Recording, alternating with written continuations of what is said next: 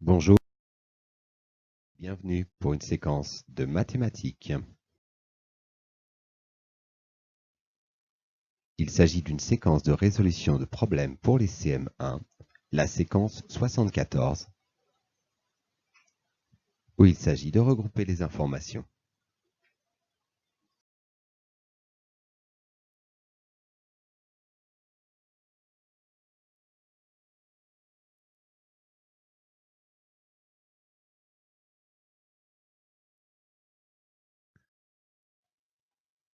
Nous allons commencer avec un temps de calcul mental, où il faut ajouter un nombre entier et un nombre décimal. Si on te demande le résultat de 8 plus 4,25, intéresse-toi aux parties entières de chaque nombre, c'est-à-dire 8 et 4. 8 plus 4, cela fait 12. Inscris ensuite la partie décimale, c'est-à-dire le 12,25. Tu dois travailler sur ton ardoise.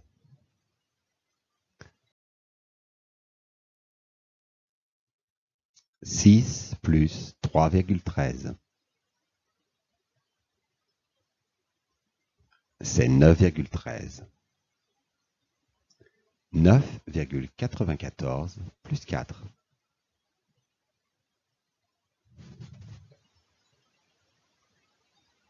C'est 13,94. 5,12 plus 7.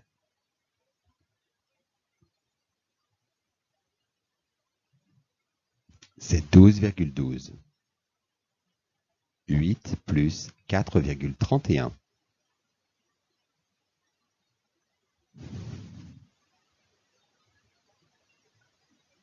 C'est 12,31. 6,87 plus 7.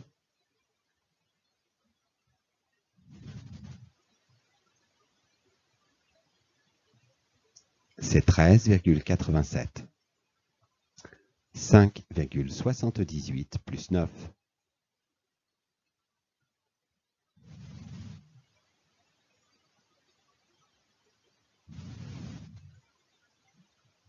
C'est 14,78. 7,79 plus 7.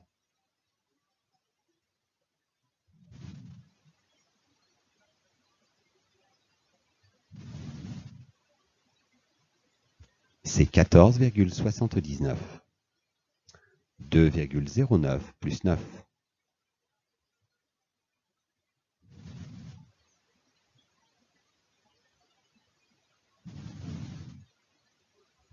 C'est 11,09. 3,89 plus 9.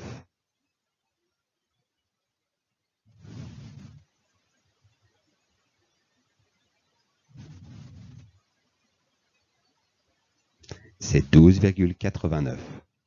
9 plus 7,34.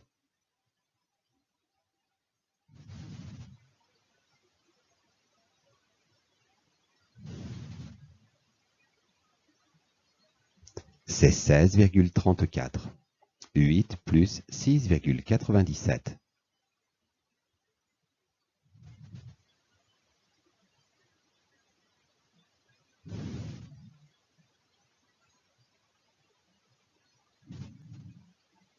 C'est 14,97. Et enfin, 10,78 plus 9.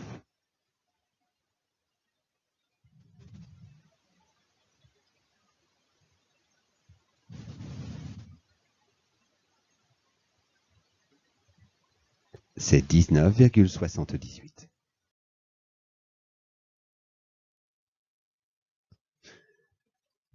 Voici maintenant le temps de recherche. Il s'agit de regrouper les informations. Fais le problème de recherche, page 142 du manuel, puis reviens à la vidéo pour la correction des explications.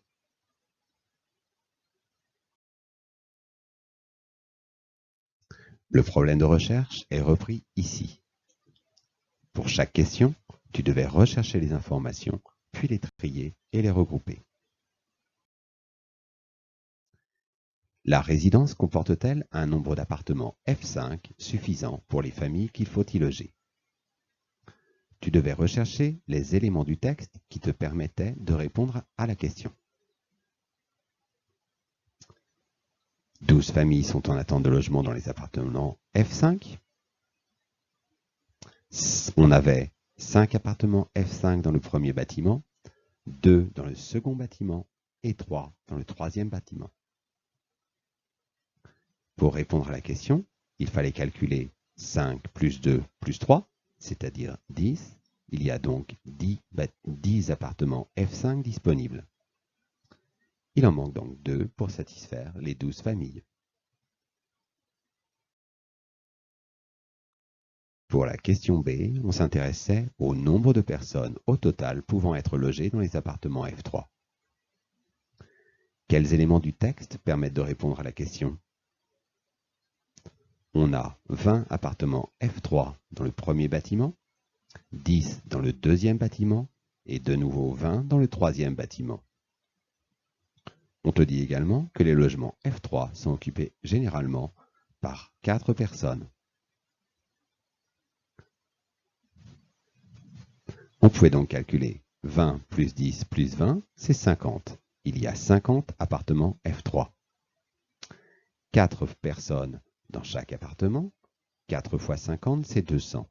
200 personnes peuvent donc être logées dans des F3.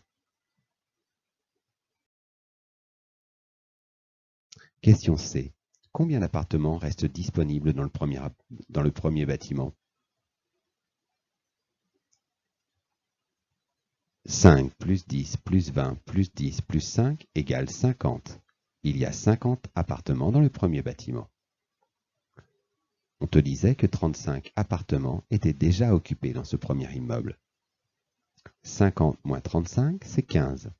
Il reste donc 15 appartements disponibles dans le premier bâtiment.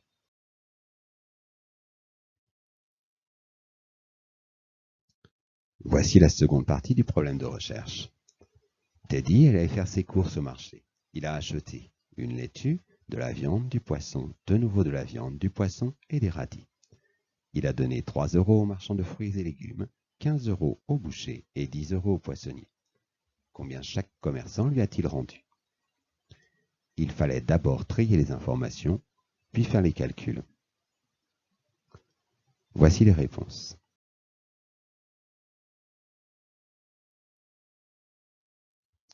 On s'intéresse d'abord au marchand de légumes, chez qui Teddy a acheté une salade et des radis, pour 1,20 € et 0,90 €.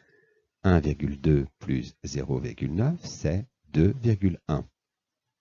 Il a donc dépensé 2 € et 10 centimes et a donné 3 €. 3 € moins 2 € et 10 centimes, c'est 90 centimes. Le marchand de fruits et légumes lui a rendu 0,90 € ou 90 centimes. Chez le boucher, il a acheté 2 pièces de viande, l'une à 8,50 € et l'autre à 5,10 €. Il a donc dépensé 8,50 plus 5,10 égale 13,60. Il a donné 15 € au marchand. 15 moins 13,60, c'est 1,40. Le boucher lui a rendu 1,40 €. Il reste enfin le poissonnier, chez qui il a acheté du poisson pour 3,50 € et encore du poisson pour 4,30 €. 3,50 plus 4,30, c'est 7,80 €. Il a dépensé 7,80 €. 10 moins 7,80, c'est 2,20 €. Le poissonnier lui a rendu 2,20 €. Fais maintenant la fiche d'entraînement qui est postée sur le site de la classe.